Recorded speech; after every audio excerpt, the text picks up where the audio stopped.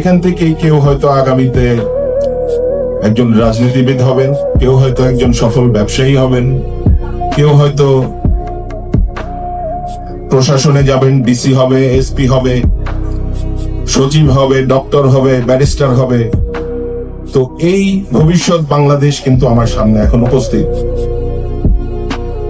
আমি এখানে কোনো রাজনৈতিক বক্তব্য দিব না, কারণ যদিও আমি রাজনীতিবিদ, কিন্তু আমি রাজনীতিবিদের বাইরেও কিন্তু একজন মানুষ। তো আমিও একজন বাবা।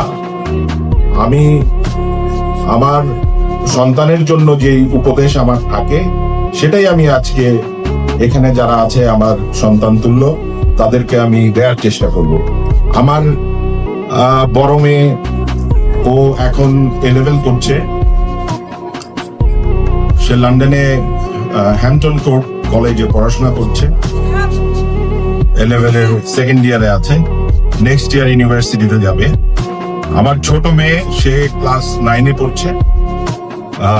ACS কপেম একটি ইন্টারন্যাশনাল স্কুল, সেই স্কুলে পড়াশোনা করছে।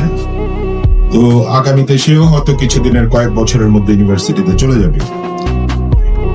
আমি একজন বাবা হিসেবে আমি আমার সন্তানদেরকে গাইড করার চেষ্টা করি, এবং তাদের সাথে কিন্তু আমি খুব ফ্রেন্ডলি থাকার চেষ্টা করি।